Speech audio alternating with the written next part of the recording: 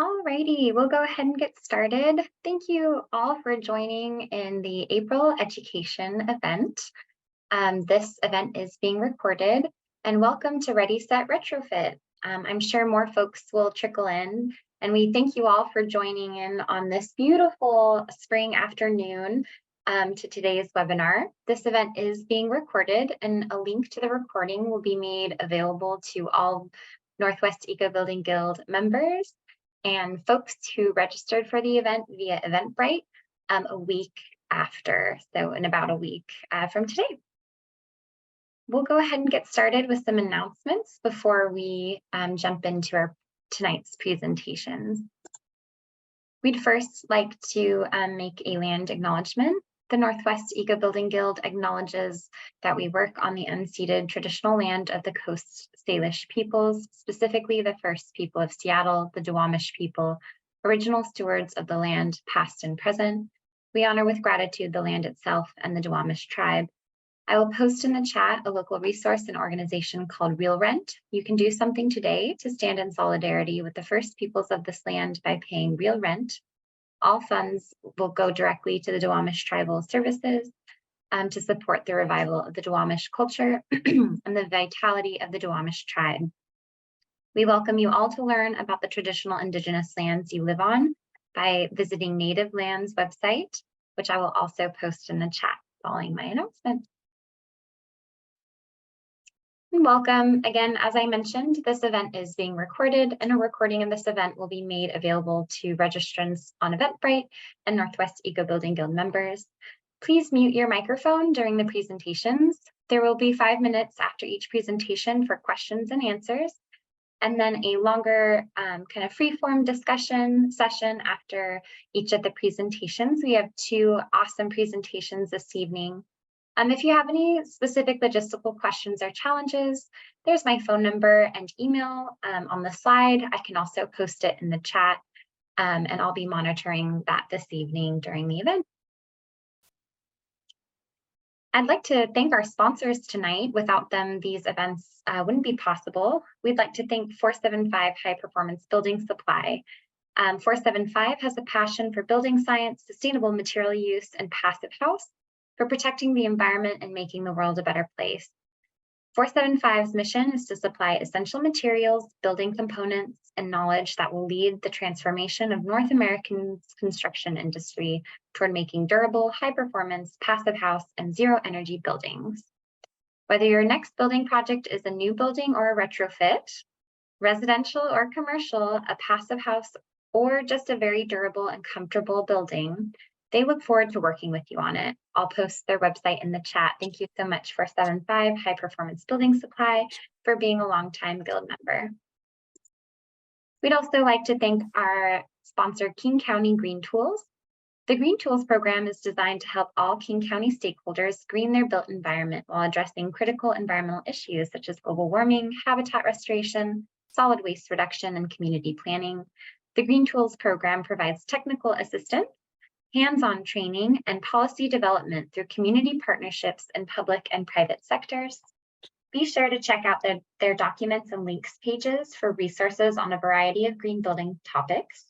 They've also been a longtime Northwest Eco Building Guild sponsor for our events and programs, and we thank them for sponsoring tonight's event. I'll post their website to their resources and tools in the chat as well following our announcements.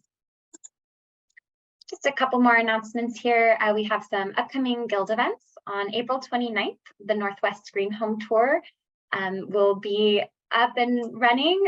We are expected to have beautiful weather this weekend, so couldn't have a better weekend to have the tour. We're so excited. We have John Kawaguchi online. I'll turn it towards him in just a minute. May 24th, mark your calendars for 2021 Washington State Energy Code, Residential Energy Code training and overview with our friends from TRC and the Northwest Energy Efficiency Alliance. On June 28th, we have passive cooling strategies and designs.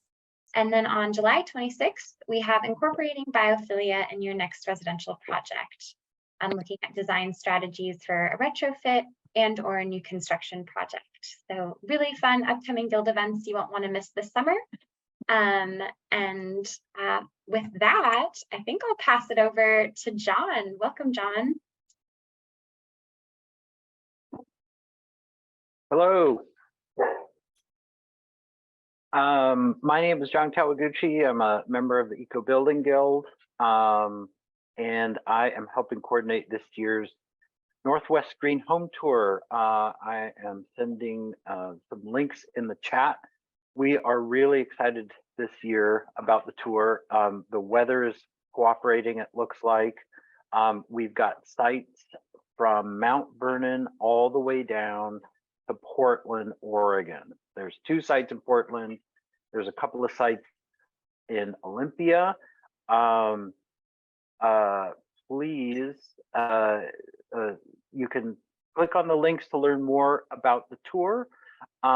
Please share this information with your friends or anyone else that you think would like to join. There's a link to sign up to get tickets in advance. They are free, or you can make a donation. And we are also still looking for volunteer greeters. So these are the folks that are at the site, making sure that people have their tickets, helping them with rules of the house and that sort of thing. Almost every site still needs a greeter. So if you're interested in volunteering or know someone, there's a link to that as well. Hope to see you out on the tour. One last thing, the 27th, tomorrow, we're going to be mentioned on Evening Magazine, King 5 at 7:30. So tune in. Very exciting. Thank you so much, John. Looking forward to that tour. There's always some awesome projects that are really fun to see in person. Great, thank you. I should be paying attention to the time. Sorry. Great, well, we'll just wrap up the announcements here this evening. We'd like to thank everyone for joining, but please consider becoming a Northwest Eco Building Guild member. Your membership helps fund these wonderful programs, events, and conferences, also trainings we host. Members have access to a full suite of trainings and replay events.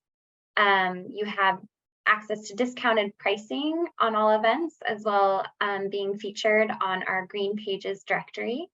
You'll have access to technical expert forums or discussion groups, and then networking opportunities. So I'll post a link in the chat for more information on how to become a Northwest Building Guild member.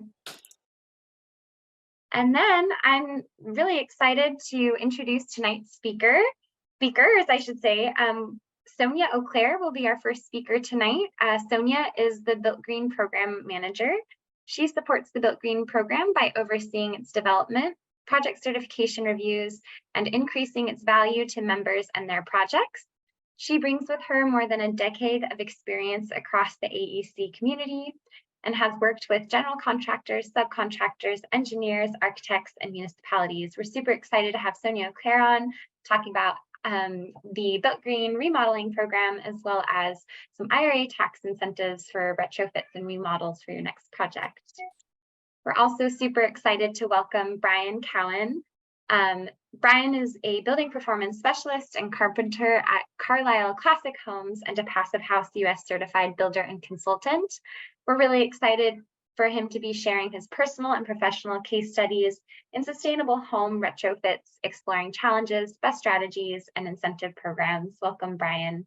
And with that, just want to kindly remind folks to please keep your microphones muted. I promise there'll be a time at the end of each presentation to turn on your video and unmute for questions and answers and discussion. But during the presentations, we kindly ask for you to keep those microphones muted. And without further ado, thank you all for participating. I'll go ahead and stop sharing. And then Sonia, I'll go ahead and give you the floor. Thank you so much for joining, everyone. Okay. So welcome everyone. I am, as Nina mentioned, Sonia Claire, the Built Green Program Manager. And they've asked me to really cover the brand new 2023 Built Green Remodel Certification. So this is a completely brand new, if you are familiar with our previous remodel checklist and for certification, this is entirely new. We completely changed how we are rating remodels. And if you have not looked at the latest checklist, which went into effect on April 6th, I highly recommend going to our website and downloading it and checking it out. This is going to be a fast overview of what's in it. And there will be an opportunity when I'm done to give you a date where you can find out more for a longer webinar. So that, again, this is a quick overview. So first and foremost, there are no star levels and no points in the new version of the remodel certification. It is purely a list of requirements to meet in order to receive a remodel certification. And it's primarily a list of do's and don'ts, very modeled after our Emerald Star checklist, if you are familiar with that one. So while there are no star levels, there are different types of certifications. But the remodel certification, just like our new construction certifications, are still using a holistic criteria. The remodel certification is looking at energy efficiency, site and water, materials, and indoor air quality are its main concerns. And what we did is created a few more certifications and different labels you can attach to a remodel depending on the scope for your client or the homeowner that, you know, if whatever they're interested in or have the budget to do. So first and foremost, our certification, we have a remodel certification.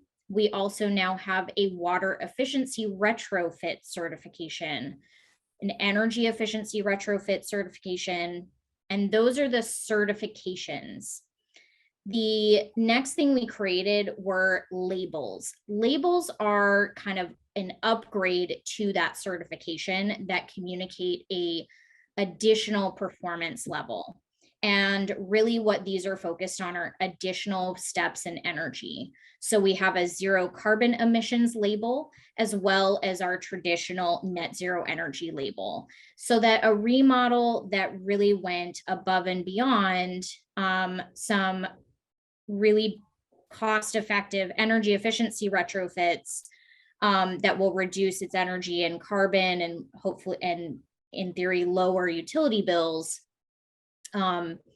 These are so net carbon emissions is really looking at, it's 100% electric with the ability to reduce the actual carbon emissions from the homeowner because it's 100% electric, and it also pre-wires the house for an EV charging. The net zero energy label, similar to new construction, is essentially a home that is net zero energy over an annual basis. And those can be applied to either a standard remodel certification or the energy efficiency retrofit.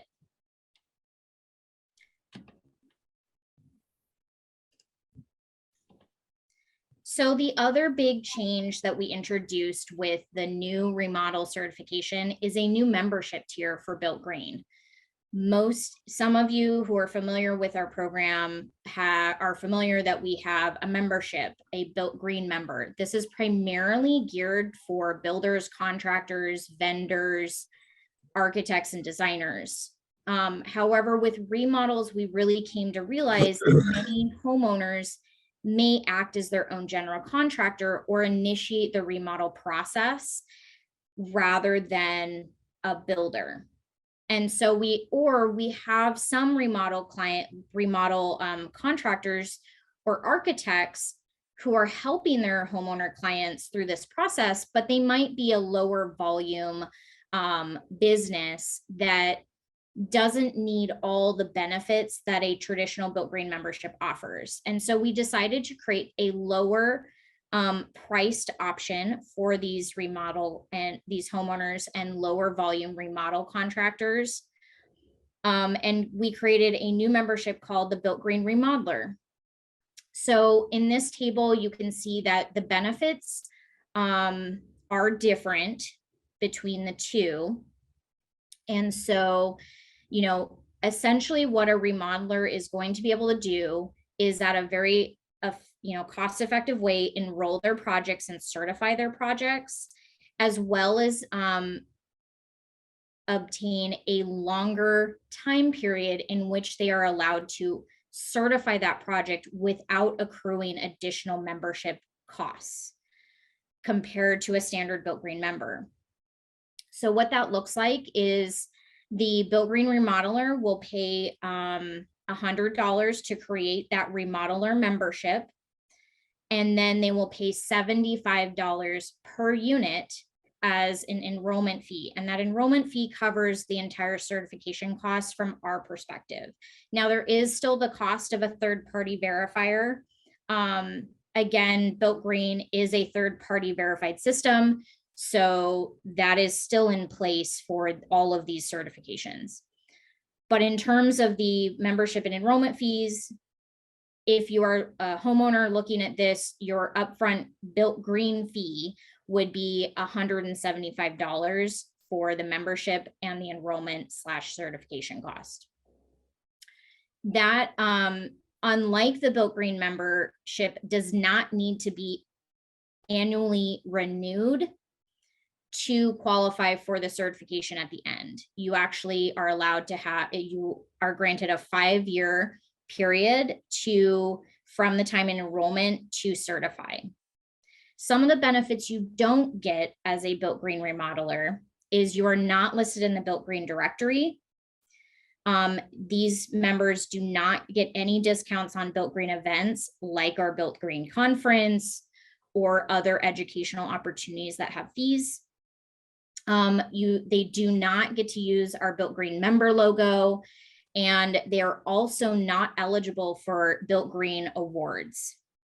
So again, the Built Green remodeler offers a cost-effective way for homeowners and low volume remodelers to certify their projects, but does not offer the same value and benefits as a full Built Green member. But that is available because we did receive feedback that cost was a factor in many of these projects in terms of the additional cost of certification. So what does it look like when you're doing a remodel versus a retrofit? A remodel is going to be a more extensive, disruptive project versus a retrofit might be smaller and less disruptive. Retrofits are really going to be only focused on those, energy and water efficiency systems, your HVAC, your water heating, and like fixtures. So that is fairly, not necessarily smaller in cost, but smaller in disruption and scope versus a remodel, which is really going to look at improving the look and feel of the home while increasing its efficiency. The remodel, because of that sort of larger holistic picture, is going to have a longer list of requirements across the whole home, including the energy and water efficiency, regardless of what rooms are touched in the home, whereas a retrofit is going to be a much shorter list of requirements that are primarily driven and only driven to reduce energy and water use, not necessarily looking at the look and feel of the home in terms of aesthetics. So the typical things you're going to see in the remodel certification checklist are increasing air tightness, increasing attic and crawl space insulation, energy efficient HVAC and domestic hot water heating equipment. We do not, you will not be allowed in the certification to introduce new fossil fuel equipment or appliances. However, we do have stipulations about existing equipment, and I'll cover that in a few minutes. You are going to model that the home has at least 30% water use reduction. Also in terms of landscaping, it looks at reducing water intensive landscaping. New materials that are added to the home need to be low VOC and environmentally friendly.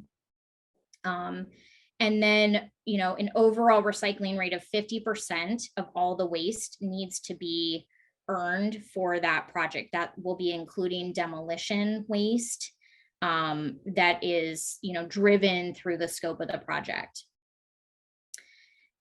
Then lastly, a homeowner manual to help the homeowner understand all the changes that were made and how to, you know, continue the maintenance of those systems in the future. So in our retrofit certifications in energy, again, it's a much pared down list specifically targeting energy. So it's looking at increasing air tightness, the energy efficiency of the HVAC and water heating equipment, increasing attic and crawl space insulation. And again, any new kind of HVAC, direct, you know, domestic hot water or appliances will not, any new ones brought into the home that are replacements for previous equipment will not be allowed to be fossil fuel driven, so electric. In the water retrofit certification, it's really targeting that water use reduction of at least 30% and reducing water intensive landscaping. So those are sort of the big bucket items. Again, I encourage you to look at the full checklist if you're interested in the more specifics. In terms of energy labels, as I mentioned earlier, the zero carbon emission label, first you need to earn a remodel or energy efficiency certification. If the project is at the end 100% electric, as well as pre-wired for EV charging, it can add this label to the certification that it earned. It additionally can earn, if it also achieves net zero energy, it can also, which requires to model a net zero energy of an ERI or HERS index of 0 or less and be 100% electric. It can also earn the net zero energy label. And if you're familiar with this in our new construction or other certifications, that is the same that we've held for the other certifications in the past. Again, these are labels that will be on the certification. They're not standalone. So use cases. This was sort of a question of like, how does the remodel certification apply to different types of projects? And we have some more details in the checklist. There's an introductory section that goes into this, but this is a very fast overview of what that looks like. So if a home is really only looking at energy efficiency improvements, that use case is going to be our energy efficiency retrofit. What that means is they're really not touching anything in the home other than doing some pretty basic and cost-effective strategies to increase their energy efficiency performance of both the thermal envelope and their equipment, as well as you know, air sealing and things like that. Again, thermal envelope. Water efficiency improvements only. That's going to be our water efficiency retrofit. That's going to be if they're doing some landscaping work or just looking at making sure everything in their home is really water efficient. So all water sense fixtures, as well as like Energy Star appliances. For homes that are just doing a few rooms, let's say they're doing a kitchen and a bathroom. Well, that could be a couple different pathways they could take.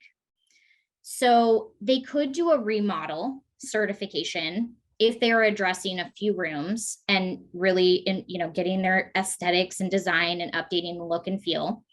But they will still need to address energy and water efficiency. So With a few rooms, it could or it could not qualify depending on their project scope and the budget that they're allocating for their remodel. Now, again, this does not have to happen all at once. This can happen over up to a 5-year period. So they could start with a few rooms and work through the rest of the energy and water retrofits as they're going. This could be, you know, a few rooms and then another room gets added. And by the end, they're sort of doing a holistic remodel certification. But if the smaller scope project is not addressing the whole home's energy and water efficiency, then it won't qualify for a certification. That's sort of the make or break line. Are you addressing energy efficiency and water efficiency? If not, if it's only an aesthetics change, it will not qualify for a certification. For additions, again, that could be a scenario where if they are not addressing an energy efficiency retrofit or water efficiency kind of retrofit on the entire house, but only applying the changes to the addition, it will not qualify for a certification. But if they are addressing the whole home's efficiency in addition to that addition, then they would qualify under the remodel certification, because the addition would have all those material components kind of in that. So they would only qualify for a remodel. For attached accessory dwelling units, it really depends on how that attached dwelling unit is treated. And by treated, I mean, is it going to be considered a part of the primary unit, or is it going to be considered a separate unit entirely? And so if it's not separately owned and shares the HVAC and water heating systems with the primary unit, it can be certified under the remodel checklist. If, however, that attached accessory dwelling unit is going to become a separate address and a separate unit from the primary unit and does not share those systems of HVAC and water, it would actually go under the new construction checklist, because it's an entirely separate address that can be sold on its own. And so that's that scenario where it could be remodel or it could be new construction, depending on if essentially they're condoizing that or not. So a really strong example of that is if they're converting a basement into a mother-in-law unit and it's still going to be part of the primary unit, just a separate sort of living space, it would be under the remodel certification. However, if that same basement was converted and then able to be sold as a separate unit, as a condo, under the condo kind of laws, then it would be under the new construction checklist and it would have to conform with that. Major renovations are not well defined. And so we sort of had to make our own definition based off of kind of the reality of what we're trying to accomplish and where this remodel checklist really sits compared to how much work is done on a new construction project. So the simple definition that we created is any project that is less than 75% existing structure or footprint being changed is going to be under the remodel checklist. Any project that is 75% or more, you know, that structure or the footprint is being modified or changed, it needs to be certified under the new construction. And what that really means from a practical standpoint is that the major renovations where you're left with a foundation, some framing bones, and maybe some roof, that's the part we're talking about, which would go under the new construction checklist, because essentially you're building a new house. Anything that's really less than that, you would still be able to qualify under the remodel checklist, because of the way we sort of looked at the way we design that checklist. But anything that's really substantial to the point where you're basically building new walls and a new, house from the bare bones or a skeleton of a home that's left, that's really going to be under the new construction checklist. And there are lots of new credits in that new construction checklist that deal with building reuse and material reuse that kind of account for that type of, remodel situation.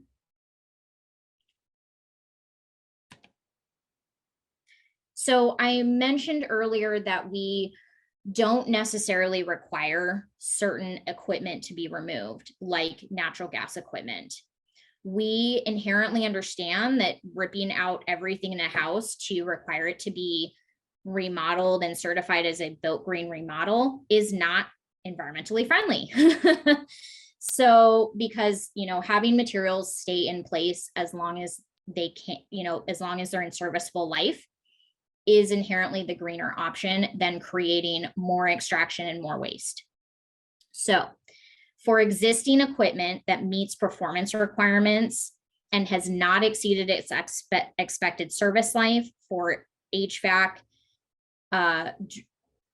and hot water heaters, as long as they are within their service life and have an EF of 0.90 or better, they can remain in service, and you do not need to change them in order to certify. They can still be natural gas, again, if they are still in serviceable life, which typically for those equipment is 10 to 20 years. So Energy Star appliances and WaterSense fixtures, again, if they were already installed in the home and they are still within their service life and well functioning, not leaking, there is no expectation that you need to change them or requirement to change them. Now, the difference is if you were to change any of these, they would need to comply to the requirements listed in the checklist for electric only HVAC and hot water equipment, as well as the Energy Star and WaterSense fixtures or flow limits that we require for plumbing fixtures. The other thing that we recognized is existing materials are allowed and do not impact eligibility if they were installed, within these criteria of it was prior to the homeowner owning the property. Again, it's in good condition. Within it was installed within the last 6 years and met code requirements at that time. So for example, insulation in your attic, maybe you installed it 2 or 3 years ago. And at that time, the code for insulation was R49 versus the newer code that's coming out, which will require R60.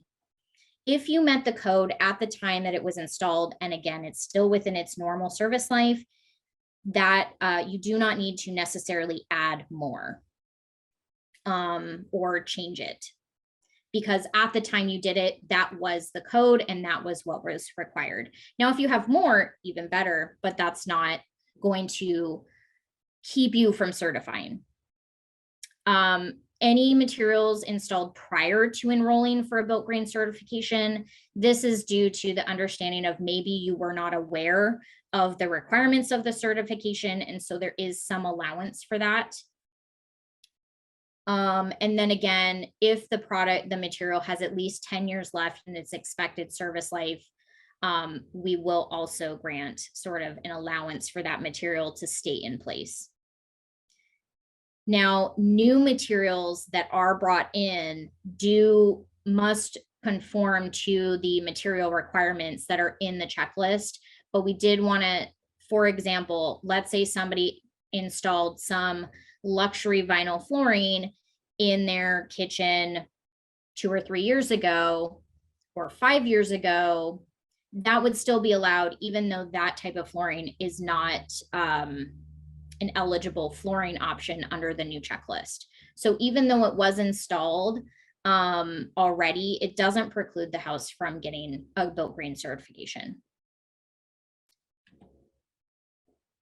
So the other thing we really instituted with this is the understanding that not all remodels happen instantaneously. They sometimes take baby steps, or it takes a homeowner a couple different remodels, and then eventually they kind of go, wait, we pretty much remodeled this whole house and we've done all these changes.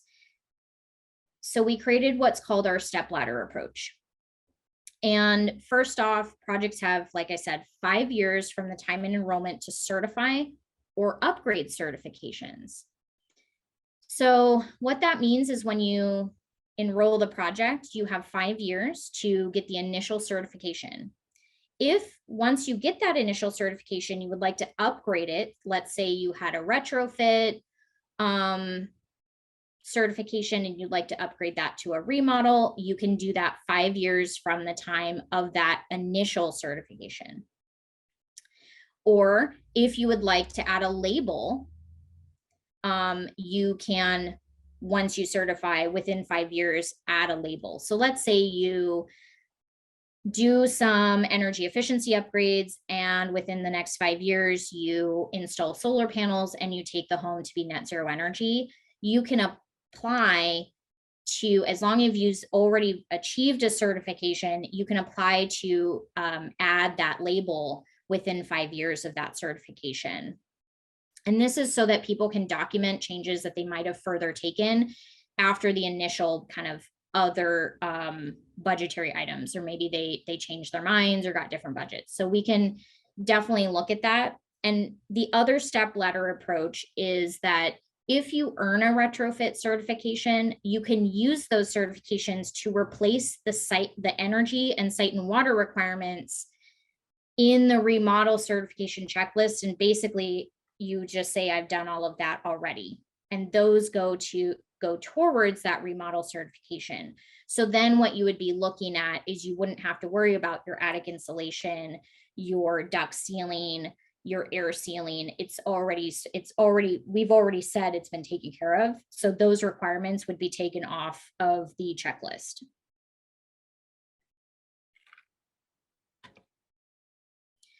The other thing I really wanted to cover is how much money is being brought through the Inflation Reduction Act, through utility rebates, as well as some other programs out there to help cover some of these costs of the changes that not only the remodel certification requires, as well as the energy and water efficiency rebates.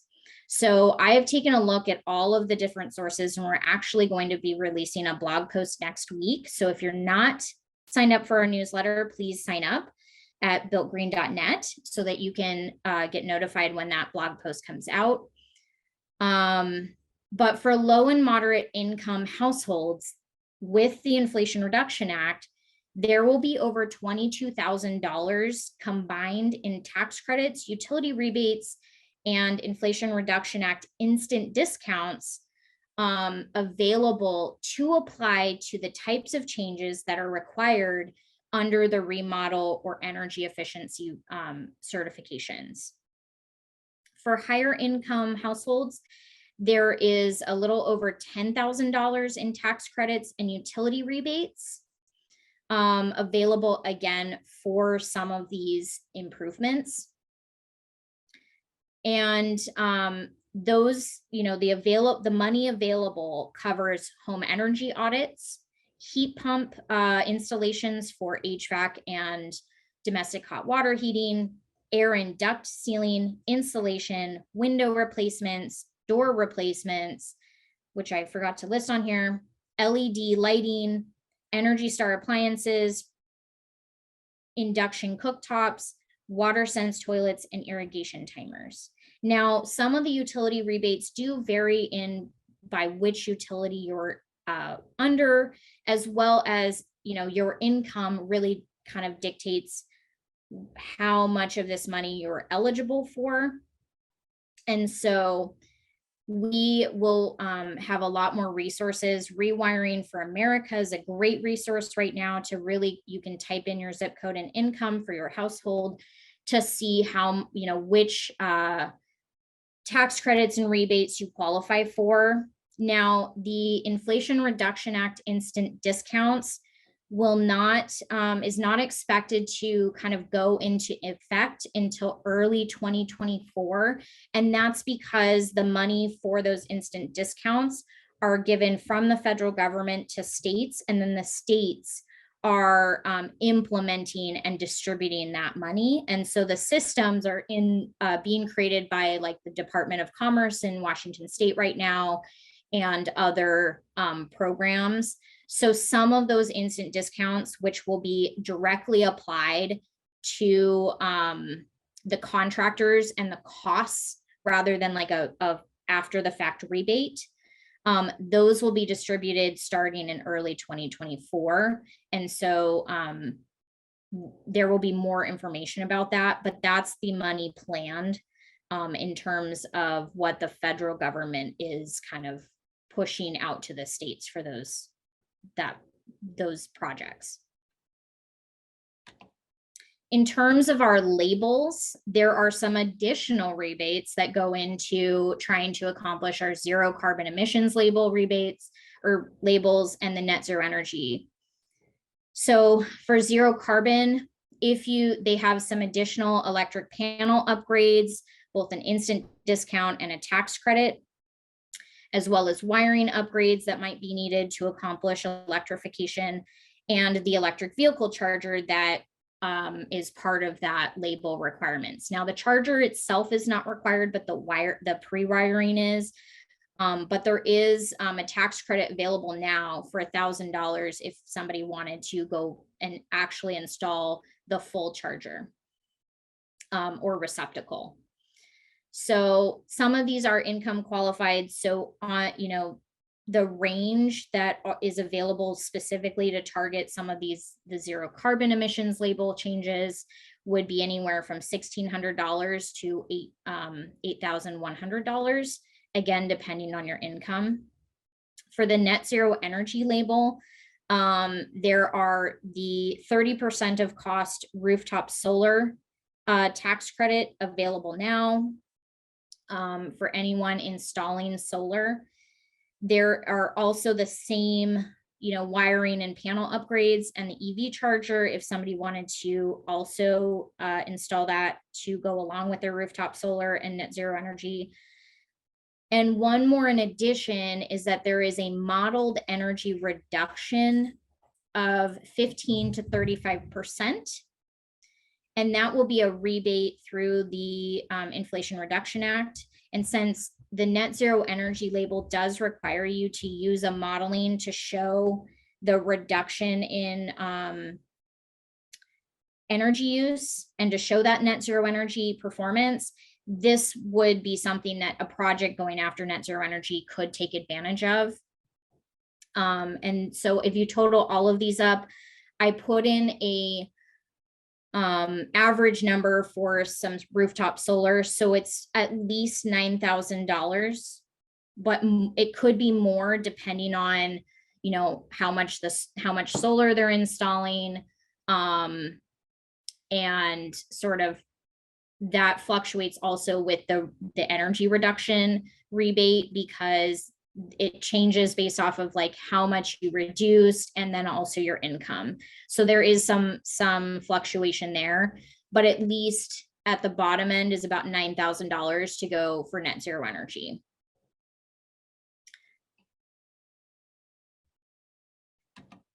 So that's it for me. Again, this was a very fast overview. We will be having a full overview of the remodel certification on May 17th from 12 to 1 p.m. And you can register for that at builtgreen.net. So I am open for questions now. And again, that was very fast. So if anyone has questions, I'm here. Thank you so much, Sonia. Yeah, if anyone has questions for Sonia, I have a quick one for you. If you wouldn't mind just sharing the builtgreen.net website in the chat. And then if you also have a link to the remodel handbook or the preliminary checklist, I don't know if it's launched quite yet on the website, that would be awesome to include in the chat too, if you can share that. Yeah, so the remodel certification checklist is actually launched. The final version is out and posted as of April 6th. So I can look those up real quick. Thank you. Any questions for Sonia? John, I saw your hand. Yeah, hi Sonia. So I'm aware that some of these instant rebates are not available yet. The federal government is still working with the states. How are you keeping track of that to find out when this money is being released, or what can the general public do to find out when this is being released? Yeah, so, we will be keeping an eye on it ourselves just so that we can, inform anyone when we're talking to the public about remodel or even remodel builders, to make sure that they're aware of the discounts they can offer potential clients to get them to get more work. And I do know that you can follow the Department of Commerce's website, which I can put in the chat as well here. So you can follow that. You can join the Built Green newsletter. And I know Eco Building Guild is also following this extensively and will probably have some more information as they come out. Working on that. Yeah. So I think between the two of our organizations and programs, like, we'll be letting people know, but I would just say follow those two, and then make sure that you maybe bookmark the Washington State Department of Commerce website. We're not the only organization. There are other electrification campaigns following this, and other sort of advocacy and nonprofit groups. So there will be information out there. I just don't have one place where it's like, join this newsletter. Yeah, that I was hoping maybe you had discovered something. So do I have time for 2 more quick comments? Yeah. Okay. Nina So, says real quickly, so Rewiring America is a great website. You can put in, I think, your zip code and your income, and it'll spit out some information. I was also listening to a podcast from the founder CEO of Block Power, and I believe he said that their website, they've created something where you could do the same. You could enter in your zip code and maybe even income and get some listing of what you qualify for. The other just bit of advice, and this comes from my wife, who's a CPA. So the part of the IRA that are tax credits, that means that you need to include that on your tax return at the end of the year. So for example, if you were to get a home energy audit next week, you would have to, wait until 2024 in April to include that on your tax return. And the other thing that I heard is there can be some fairly strict qualifications. One big example that's being talked about right now are the EV tax credits. There's only a few models that qualify, and I think there's similar issues with things like HRVs and ERVs and so on. There may be some very specific requirements, so that's something to keep your eye out on. Yeah, and one thing I didn't discuss, because it's more relevant to new construction, but there is also the 45L tax credit that is available to both homeowners doing a custom home, or home builders. And that could be even speculative builders. And that is, you get $2,500 for the Energy Star certification, which is equivalent to a Built Green 4-star. It just requires a little bit of extra paperwork to get the Energy Star portion, but if you're going after Built Green 4-star to grab local city incentives like permitting, expedited permitting, or density bonuses, or a DADU, let's say in Seattle, the second ADU has to be certified. You can pair that with an Energy Star certification and get $2,500 for that unit. It also applies to multifamily builders. The other one is the Department of Energy Net Zero Energy Ready program. You get $5,000 for that. So if you're going for net zero energy, whether it's remodel or new construction, I didn't include that in the label kind of cost breakdown, but you could also apply for a Department of Energy Net Zero Ready certification, which involves Energy Star and Indoor Air Quality Plus, which again are things you're already doing for Built Green 4-star and 5-star, and the remodel certification. It's a little bit more than a standard remodel one, but if you're going for net zero energy, it's worth exploring, and that one's $5,000 per unit. So that would be on top of the other things that are already there. And so that's for, new construction as well. But homeowners can take advantage of that too. And that was just it doesn't really conform to what I was, the labels and certifications we're going after, but it could be. Thank you, Sonia. And thanks, John, for those great tips and also information. We have a question in the chat that I didn't want to lose sight of before we go to Brian. But John Alexander asked, sounds like Built Green determines the net zero energy based on the energy model rather than the actual utility bills. Is that true? Can you go over the net zero energy, what it's basing it off of? Yes. So we do base it off of a modeled performance. We do not base it off of actual performance. There are not many certifications that do, in terms of really focusing on kind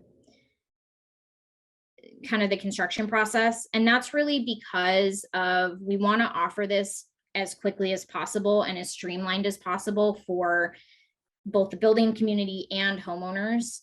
And so we do use a modeled protocol that is the same that we've been using for the entirety of the program the last 20 plus years. So that's not new to Built Green. And we don't foresee that changing anytime soon. It is just very difficult to, track that for 12 months post and have people wait that long. Not to say that it's not valid to do that. Living Building Challenge requires that. And it's, a way to do it. But that is just not how our certification has ever worked. And I don't foresee that changing. Thank you so much, Sonia. We so appreciate you being here with us this evening. And feel free to stick around, or if you do have to leave, let us know. And thank you just so much for your presentation. And we'll go ahead and pop over to Brian. And if there are any other questions folks have for Sonia, even following Brian's presentation, feel free to post them in the chat. And if Sonia, you can stick around and answer them, great. If not, we can send them to you to get answered. Yeah, I'll be sticking around. So Wonderful. I'll see you guys after Brian's done. Oh, great. Awesome. Awesome. Thank you so much. Well, great. Brian, you have the floor, and we're excited now to learn about these strategies Sonia touched on in the remodel checklist in action. Awesome. Thank you, Sonia. Yeah, that's a exciting development in the Built Green program. I think there's a lot of remodel work that doesn't get captured, and this is a great way to do that. So let's see.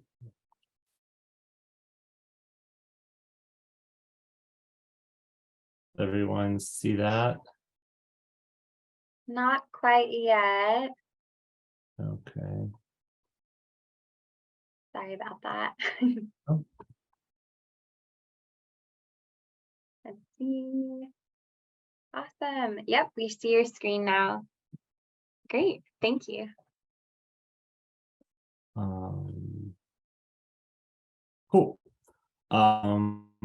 So my name is Ryan Cowan. I work with Carlisle Classic Homes. I am a building performance specialist and a carpenter. So I'm in the office, in the field, doing blower door testing, all that stuff. My wife and I live in a small house in Seattle, a Rambler, and we undertook a deep energy retrofit. It's kind of not a one-stage process. It's kind of a lifestyle at this point, but we've been kind of going through and doing what we can, but we did a bulk of the work in 2019. So we have an existing house. It's a Rambler. It doesn't have like footings around most of the house, so it kind of limited what we kind of planned to do. It limits our ability to kind of add a second story or anything. So we kind of committed to the size that we had in terms of putting a lot of effort into the wall that would have to be redone if we were to dig anything up and go with a different foundation or any kind of structural upgrades to be able to add more stories to the house. Decent drainage, but we added a French drain. Let's see. The interior was also in pretty rough shape. It was a 1947 house. So we kind of thought we would do the like insulate the foundation and the walls first, and then shortly after that do some work to the roof. But we're kind of in the stage where the roof is in great shape. It isn't super efficient, but we're kind of focusing on some interior stuff at this stage. So for those who have seen parts of this presentation before, no real update other than the house inside looks nicer than it used to, which we're excited about and has become kind of a higher priority than going with a consistent great envelope all the way around. But that's going to happen eventually. So we tried to adhere as much as we could to the 5 passive house principles. So thermal insulation, passive house windows, adequate ventilation strategy, air tightness, and thermal bridge free design. It is a slab on grade, so we were pretty limited with what we could do in terms of bridging to the ground. We considered adding like 4 inches of foam above the slab, but it would have thrown off some elevations and just didn't really appeal to us, and the house has been pretty comfortable, so we're pretty content with it. So because we did it ourselves, it's been a long process, very slowly. But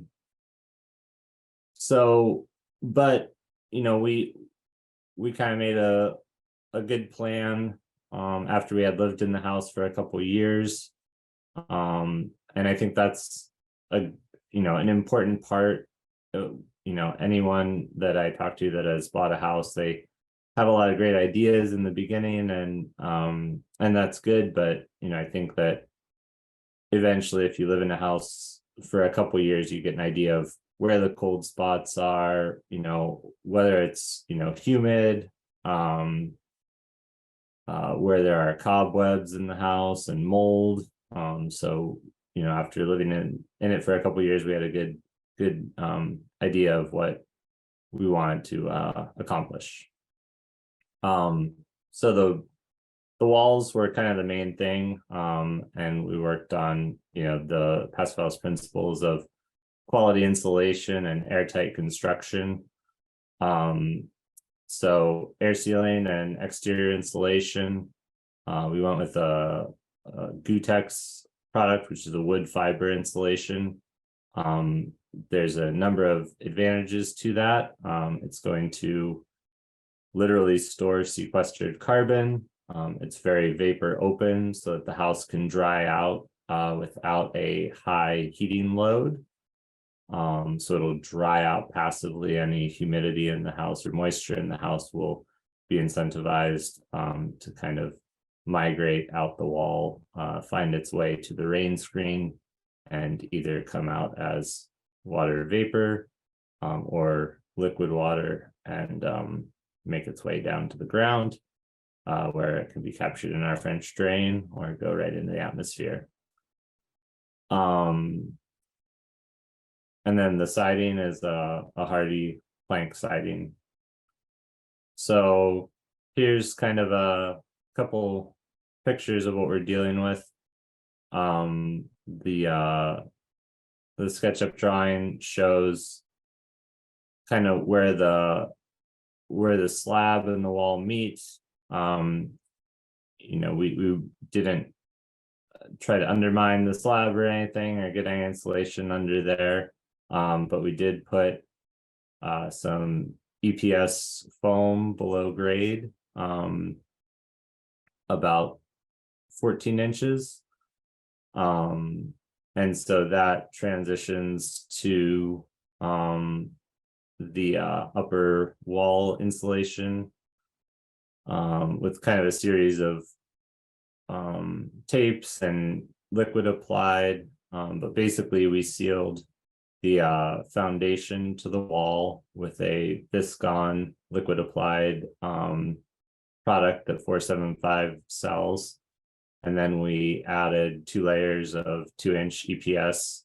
We had some flashing that covered 1 layer, and we taped onto that. And then we added some Mento, and there's actually a better picture coming up, so we can talk about that then. But yes, we wanted to achieve a continuous air barrier from slab to top plate. Again, we'll pick up where we left off at the time when it makes sense to do the roof. The goal with the roof would be to do a hot roof, so exterior insulation all the way on top of the roof that would kind of connect to the walls.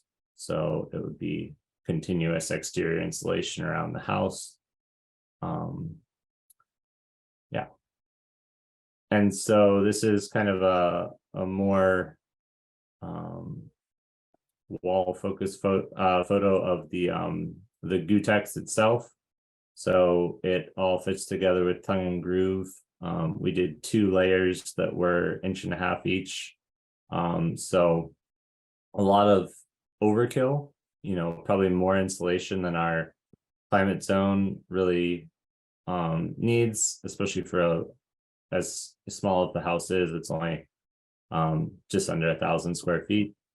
But the thought here was that the insulation was sequestering carbon, and it was going to be a great place to put some money and effort in. And seeing as how we haven't done the roof yet, and the roof currently is, or the ceiling is about our 19 batt insulation. The walls really do a lot of heavy lifting to make the house very, very comfortable. We know that it's going to improve a lot once we do the roof, but having that extra sequestered carbon and high R value on the walls really make the house very pleasant.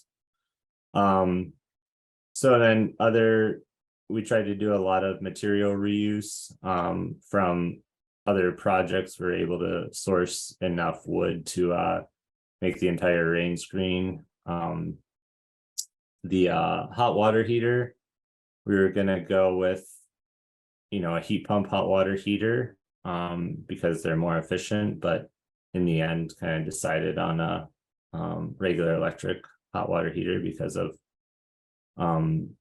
the low carbon grid that we're using here, and just kind of simplicity rather than working to kind of have the hot water heater be a two-step process of upgrading to a temporary one and then upgrading to the one that we wanted, one that would be like a stand-in. We just decided to go with something more simple with the stainless steel tank, and kind of cross that off the list. So here's a better detailed photo of what we did with the wall. So the house wrap kind of wraps from behind the insulation and along that stair step detail, and then up the face of the Gutex insulation. So we've done this detail on a couple buildings, and the Gutex is able to get wet, but doing it this way just kind of feels like we're giving it an extra layer of protection. If it did get wet, it would be able to drain out of that house wrap, but it's kind of lifted up off of the metal surfaces a little bit, and then kind of wrapped for its protection. The Gutex has been a wonderful product to work with. I'm also excited about more exterior wood fiber insulation products that are coming online, but the firmness of it is just really pleasant to work with. The walls come out really nice and straight. It's easy to cut and modify and measure. It's very manageable. It is a little bit dusty, but it's certainly a lot more pleasant to work with than other products that are like fiber cement dust. So and it just kind of blows off with a little job site leaf blower. It's great for cleaning the tools. The tapes work really great with the Mento, so the house wrap there, and then we have a rain screen and hardy siding, and the rain screen will help some more resiliency there, help the paint on the hardy siding last a little longer. So yeah, here's a picture of the siding with my wife and some friends. It was great to kind of do the project very slowly over the course of a summer and get a lot of help from a lot of friends and coworkers and colleagues through the guild. The foundations, so there's a couple of spots where we just wanted to have kind of as much thermal bridge free as we could. And so we knew that we weren't going to do that under the slab, but I wanted to get it as much along the slab as we could. So we cut back the front porch and the back porch by like 8 inches to allow us to get 4 inches of foam down in there. And then actually in the back of the house, we found kind of a giant old abandoned septic tank that looked like it maybe had never even been used, but it was just this big kind of concrete heat sink that was attached to the house. So it was a giant hole to dig to be able to jackhammer it all out and cut it with a saw, but it probably didn't lose as much heat as I think it did, but it feels really good knowing that it's gone. or it's not leaching out any heat through there. One kind of thing that we did consider that I've heard kind of research into and rumors of existing is people are looking at this really thin insulation, something that can be kind of a liquid applied insulation. It sounds like it's being researched for like spaceships and stuff, but if there was ever a available application for home remodels, I think that would be a phenomenal product for this exact situation, to put on the inside of the slab to reduce thermal bridging. We used a product called Indo Windows for a couple of the windows. We have some really big picture windows in our house that were double pane IGUs, so insulated glazing units, and we liked the location and generous size of them, so we were able to reuse those windows after we had kind of reframed the wall and extended the window jambs, but then we were able to have custom window inserts made to give us kind of a third pane of insulation on the existing double panes that were there. The rest of the operable windows we replaced with tilt and turn European style triple pane windows, and that's been they're just really great windows to just open slightly for ventilation. You can leave them open. They're not able to be further opened from the outside, so there's some great safety there. On our kitchen door, we got a door that's like a half light, has a half light window in it, and that's a triple pane, thin triple, so you can't tell that it's a triple pane. I mean, it's really thin, but it works really great with keeping that part of the house warm.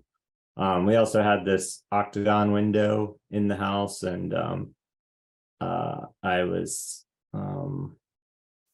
short-sighted in thinking that we would get rid of it, and Michelle reminded me that it was a wonderful character piece of the house, so we had a custom window, Indo window made for it, and now it is also kind of a quasi triple pane window.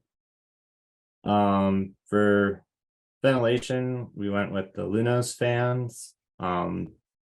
They've been wonderful for keeping everything nice and ventilated. The fact that there's some good filters on them is just absolutely wonderful when it's smoky out.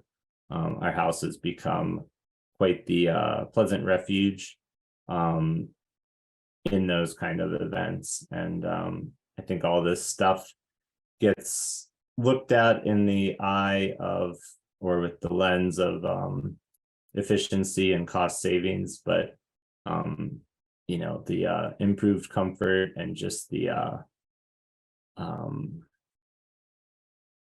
non-smokiness is just so worthwhile, worth the effort. The HVAC system, we had a 95% furnace, 95% efficient furnace, and we had a gas water heater. Our range was always electric, but through the course of this remodel, we got rid of all the gas, so that's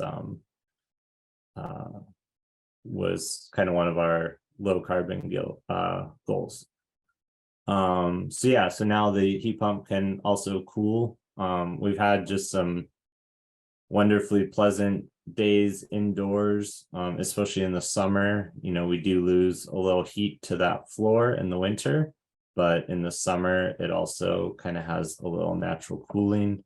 that takes place, and some are kind of fascination sometimes can be on a really hot day, just turning off the heat pump and see how pleasant it remains inside. So yeah, this is our old hot water heater. It used to be in a little shed outside the house, so we called it the shed of shame. And to make things worse, they the people that kind of attempted to flip the house before we bought it had also run the dryer duct into there. So it was a no-brainer to get rid of that and just go with a standard tank that would have a stainless steel liner and last us for a long time. Eventually we want to go on and have solar, but for now, I think getting the all electric was a big focus. Yeah. So in the future, maybe a heat pump hot water heater, but yeah, it's not as big of a focus right now. Maybe an R70 roof, and we have not been very great about looking at utility data. I think we've kind of decided that we're really content with the comfort of it, but that's definitely something I need to look into more. Some other benefits we've had is now when people come over, they use our coat racks. They take off their jackets if it's cold out, because our house is so much more comfortable. The indoor plants grow better. We don't have to pay a gas bill. There were parts of the house where I was had some walls still open, even after most of them had been closed, and was thinking about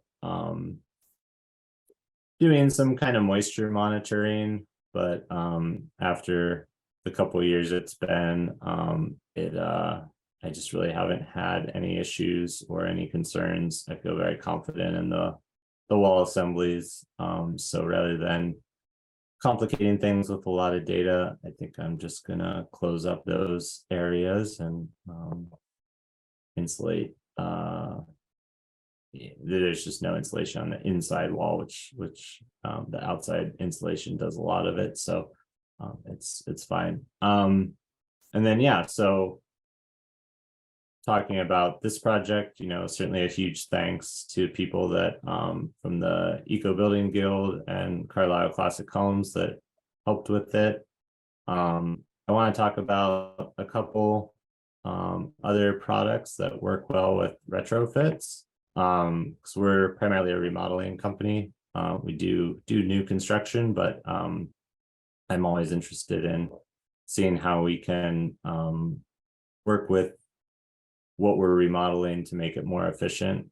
So some of these products I've used in my house, and some of them I haven't used yet. But so Nail Base is a great roof insulation product if you are going from a vented roof assembly to a hot roof. So adding exterior insulation to the roof, it's like a structurally insulated panel, but it's just has one layer of plywood on one side. So you just put it on top of a roof and screw it down with the plywood side out. Gutex is what we used and what's seen in this photo, wood fiber insulation. The Lunos fans are great for retrofitting. There's no ductwork involved. AeroSeal, so that's a air tightness product that can be applied to a house from the inside with the blower door pressurizing the house, and it'll work its way into different cracks and leakage points in the house to help seal it up. And then Intello is an interior air barrier. So in my house, in a lot of projects we do, and a lot of conventional projects, the air barrier is on the outside of the house. But you can also have areas where it's fully on the inside of the house in addition, or where it transitions to the inside of the house. So air barriers, that's just kind of an important part of any remodel, is kind of defining where they are and where they're transitioning. So tapes are great.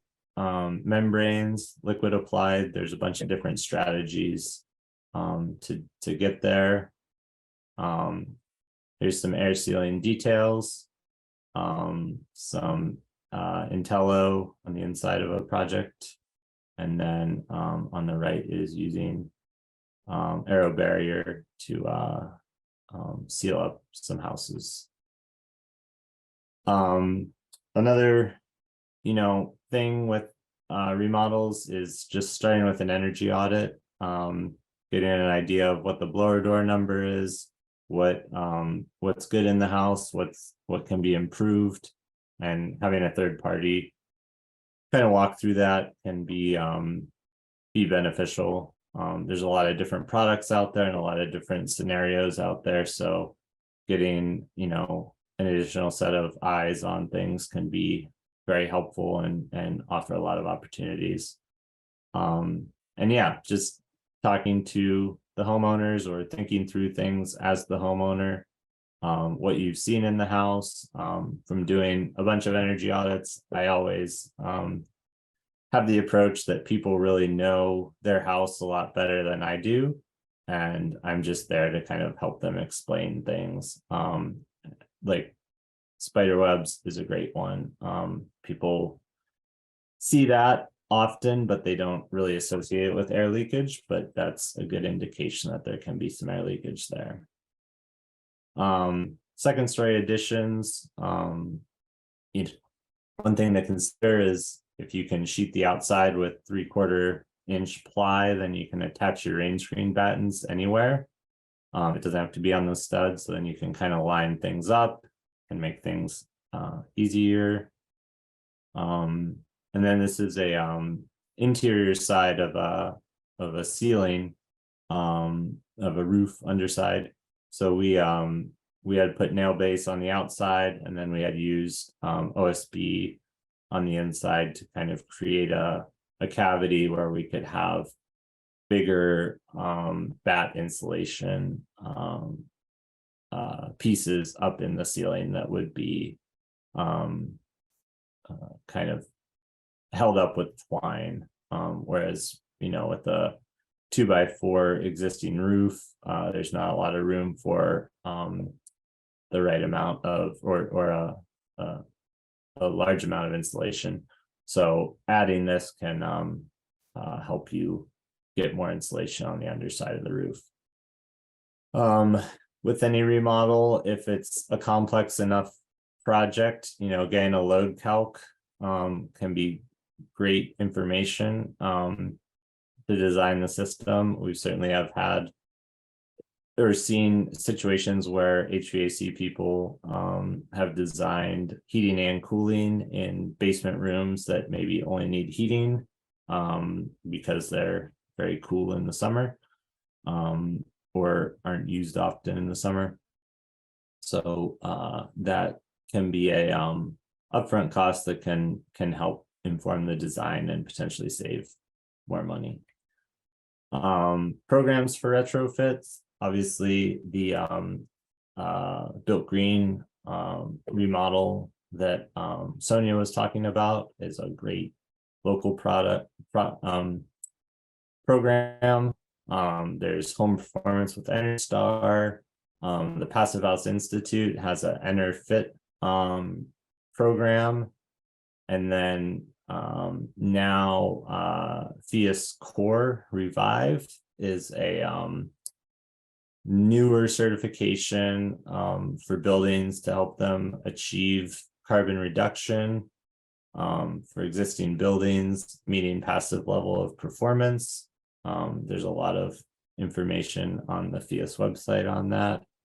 And then HERS ratings, a rating of 100 is a code built building. But if you can go a little better than that, or as all the way down to 0, is a good, there's a lot of good target numbers in there. Yeah. So yeah, thanks for listening to my story about our house and some other retrofit things we've learned. And yeah, I'm work with Carlisle Classic Homes and really enjoy helping make these buildings more efficient and the challenges behind it. So thank you. Thank you so much, Brian. That was great. I appreciate the spiderweb cobweb tip. Often folks don't know that. So thanks. Mhm. Does anyone have any questions for Brian or Sonia? Or have general questions regarding home sustainable and green home retrofits and remodels? We like to end our sessions with, welcoming folks to turn on their camera, unmute, and just, participate in casual conversation, networking, and discussions and questions. I've got a question. Yeah. Hey, Brian. You mentioned doing a home energy audit and I'm assuming a blower door test on your home beforehand. Have you done one since to see what improvements in the air tightness has been? I have. So I forget the number. It's not very astounding because again, the ceiling, it's a I can run it and I can walk around every wall and I don't feel any leakage. I can't detect any leakage with, a smoke pen or anything. So right now the numbers aren't impressive, but what is impressive is that it's all, it doesn't really have because it's all at the ceiling level, it'll be easy to capture that in the next part that we do. Great, thanks. Looks like there's a question from John. Do you have any information on the PM 2.5? We don't, but we do have a pretty good air filter in the house, kind of an independent unit that friends of ours that work in that industry recommended. So we feel it's probably worth studying, but we just haven't yet. But yeah.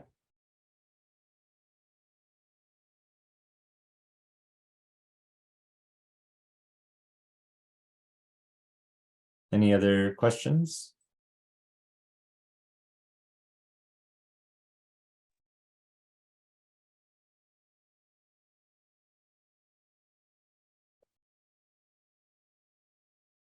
Brian, do you mind sharing your contact info or a link to Carlisle Classic Homes in the chat for more folks who would like some more information or might have other questions in the future?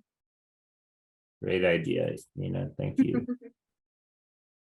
Thank you so much. That was great. So there's my email, and then our website is just cchbuilds.com. And there's some videos and stuff on there about some of the green projects and passive house stuff that we've done, for anyone who's interested in more. Thanks, Heidi. Thanks, Leslie. Achieving balanced.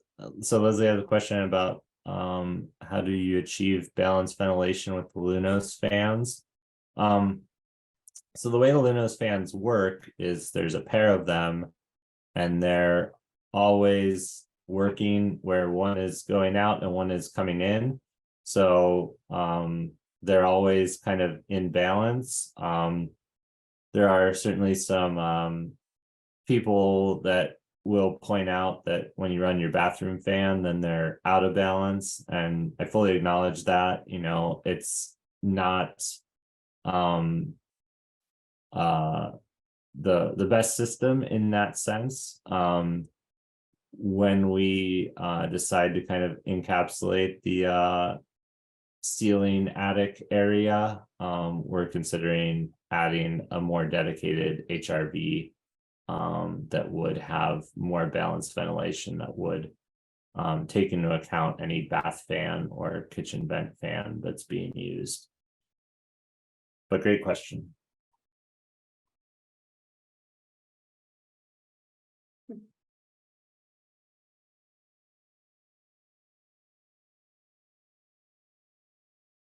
Awesome. Well, I'll stick around a little bit longer, but thank you so much, Brian and Sonia. Really appreciate you both speaking at tonight's education event. I'd like to thank our sponsors one more time, 475 High Performance Building Supply. Thank you so much, John, for including that link of their Lunos system. They do provide the Lunos, which is really awesome. And then, of course, King County Green Tools. You can check out their really great programs and their documents, as well as, Sonia, correct me if I'm wrong, it's a EcoCool remodel tool still available on their website as well to check out. Kind of pretty easy, clickable remodel ideas and retrofits for your home. Oh, sorry, you're on mute. Just saw that. Okay, so it's actually not on King County Green Tools. It's owned and operated now by Built Green. So you can find it on the Built Green website. And I can put a quick link down here before we all jump off. Perfect, wonderful. Thank you so much. And yeah, and my follow-up email to everyone, including the link of tonight's recording, I will go ahead and include all these great links and resources you have been sharing in the chat with my kind of follow-up email that everyone will receive in about a week. That'll be great. Thank you. And if anyone has further questions about the remodel certification checklist, when you read it, feel free to contact Built Green. We're happy to answer questions for more project specific questions. Thank you. Thank you, Sonia. Thank you, Brian. Thank you. Wonderful. Thanks, John. Have a great evening. Bye. Bye.